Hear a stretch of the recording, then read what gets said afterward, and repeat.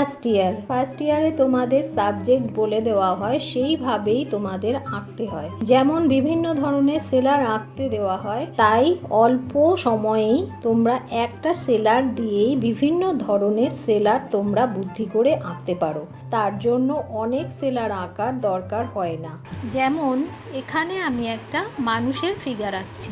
এই মানুষের ফিগারটা দিয়েই আমরা বিভিন্ন ধরনের সেলার আঁকতে পারি।